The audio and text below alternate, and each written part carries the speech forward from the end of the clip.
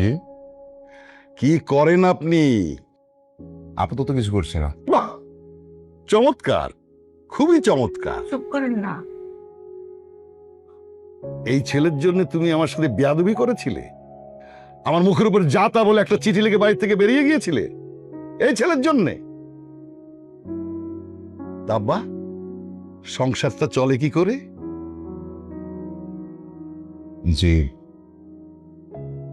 জি, বুঝতে পেরেছি। জির পরে আর কোনো কথা নেই। ধান্দাবাজ কোথাকার! এখানে আসছে ভালো মন্দ খেতে, কয়েকদিন পর বলবে একটা ভালো ব্যবসা পেয়েছি, কিছু টাকার দরকার। এগুলো আমি খুব ভালো করে বুঝি। মা, আপনার থামা উচিত না। কেন থামবো? আমি কেন থামবো? ও, আমার কথা ভালো লাগছে না? না, ঠিক আছে, তোমরাই খাও, আমি যাই। দুলা ভাই, টেনশন করুন, বাবা এমন। কিছু মনে করো না বাবা, মনটা ভালো, এমনি একটু বেশি কথা বলে আর কি। না, ঠিক আছে মা।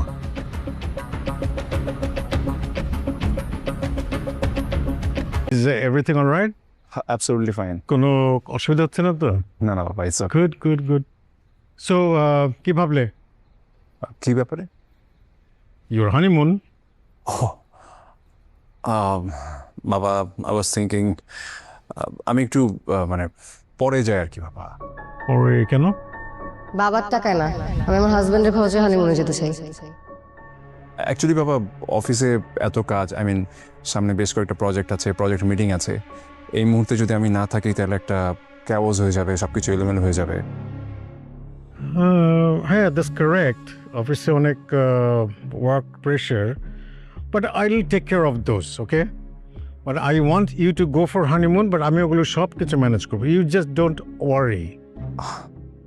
বাবা, আই ডোন্ট ওয়ান্ট যে আপনি এত প্রেশার নেন। না না, কোনো অসুবিধা নেই, I am used to. It's okay বাবা, মানে আমার কাছে মনে হয় যে আমি একটু পরেই যাই, সব কিছু গুছিয়ে তারপর যাই, প্রবলেম নাই।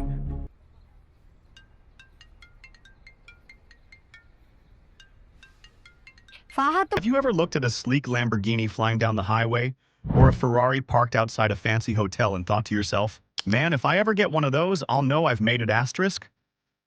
Be honest, most of us have. The roar of the engine, the glossy paint, the way heads turn when it passes by. It's intoxicating. But here's the crazy part. That $200,000 dream car could be the very thing that empties your wallet faster than you can floor the gas pedal. Owning a supercar isn't just about the upfront cost.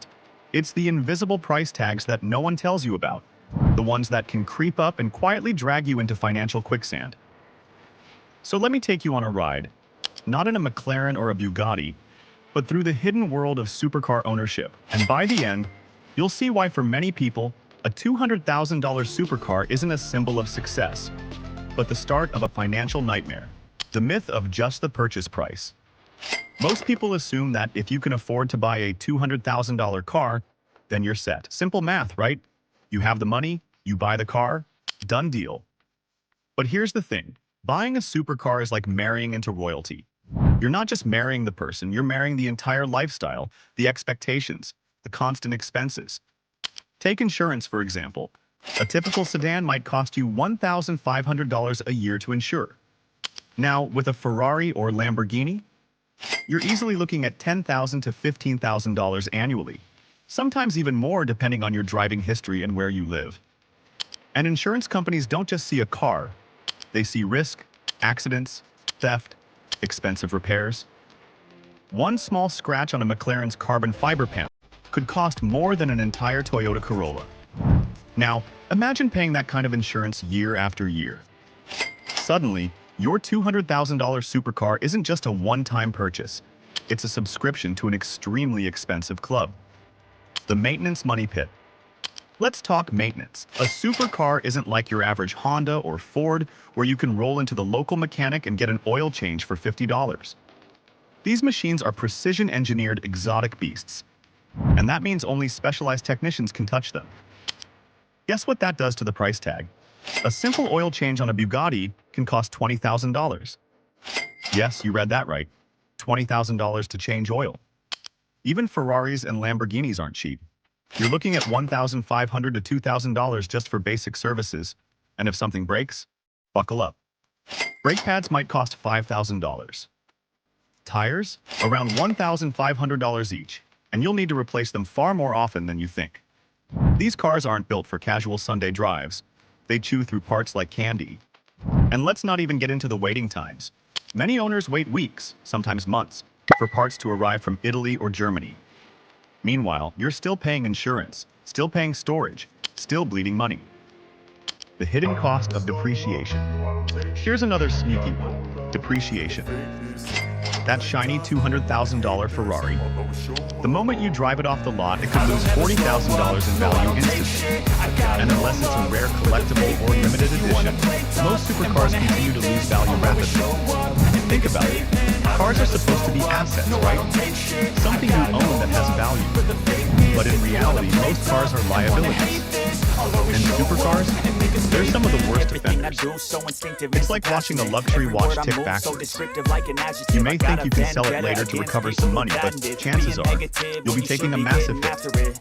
Now imagine combining that depreciation with insurance, maintenance, and fuel costs. Suddenly, that $200,000 car is costing you closer to $300,000 over just a few years. The gas guzzler reality. Speaking of fuel, supercars are thirsty monsters. A Toyota Camry might give you 30 miles per gallon. A Lamborghini Huracan? You're lucky to get 12 or 15 miles per gallon. And that's if you're driving it conservatively. But let's be honest, who buys a Lamborghini to drive it conservatively? Fill-ups aren't just frequent, they're expensive. Premium fuel only, of course. A full tank could easily run you $100 or more. Drive it often enough and you'll start feeling the pain every time you pull into a gas station. Storage, parking, and the lifestyle tax. Now, here's where things get even more interesting. You can't just park a supercar anywhere. Leave a Ferrari on the street and you're asking for trouble. Scratches, dents, theft, vandalism. So most owners rent or build special garages, complete with climate control to protect the delicate materials. That can cost thousands per year. Then there's the lifestyle tax. What do I mean? Well, if you pull up in a $200,000 car, expectations change. People assume you're wealthy, and suddenly your own habits start shifting. You don't want to roll up to McDonald's drive-thru in a Rolls Royce. You start eating at more expensive restaurants, shopping in, maybe even upgrading your house to fit the car.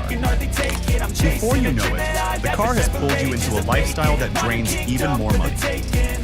The psychological trap. Beyond the dollars, there's a mental cost that nobody talks about. The thrill of buying a supercar is real, but it fades. Human beings adapt. What felt like a dream come true on day one can feel normal by month 3. And when that happens, many owners start chasing the next high. A newer model, a faster version, a car that makes an even bigger statement. This endless chase is how some wealthy people spiral into debt. It's not about need, it's about ego, comparison, and keeping up with an image. And the saddest part? The car you once dreamed of ends up owning you instead of the other way around. Real stories of financial wreckage. Don't think this is just theory. There are countless real-life stories of people who bought supercars only to regret it later. One guy in California bought a $220,000 Lamborghini Aventador. He thought it was the perfect symbol of his success. But within a year, he was drowning in bills, insurance, repairs, loan payments. He ended up selling the car at a massive loss, and the stress nearly ruined his business. Another story? A young entrepreneur financed a Ferrari because he wanted to impress investors and friends. The monthly payments were nearly $3,000, not counting insurance. When his business had a slow quarter, he couldn't keep up. The car was repossessed, his credit score tanked, and he admitted later that the Ferrari was the worst decision of his life. These aren't isolated cases. They happen all the time. Supercars may be marketed as status symbols, but for many, they're financial traps disguised as trophies. The smarter play. So, does that mean you should never buy a supercar? Not exactly. If you're genuinely wealthy, meaning your passive income covers your lifestyle 10 times over, then sure, buy one, enjoy it. Live the dream. But for everyone else, it's worth thinking twice. A smarter move might be renting or leasing one for a weekend. Experience the thrill, take the Instagram pictures, enjoy the ride, without committing to the lifelong bills. Or if you're a true enthusiast, consider high-performance sports cars that cost less, but still deliver insane driving experiences. Cars like the Porsche 911 or the Corvette Stingray offer serious thrills without pushing you toward bankruptcy. The bigger lesson. At the end of the day, the story of the $200,000 supercar is about more than cars. It's about money, choices, and perception. Too often, people buy luxury items to prove something: success, power, status. But real wealth isn't loud.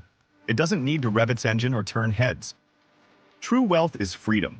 Freedom from stress, freedom from debt, freedom to live on your terms. And if a car is taking that freedom away, then it's not an asset, it's a trap. So next time you see that flashy supercar roar past you on the highway, think twice before you envy it. Behind the wheel might be someone genuinely living the dream. But just as likely, it could be someone sweating over bills, juggling payments, and silently regretting their decision.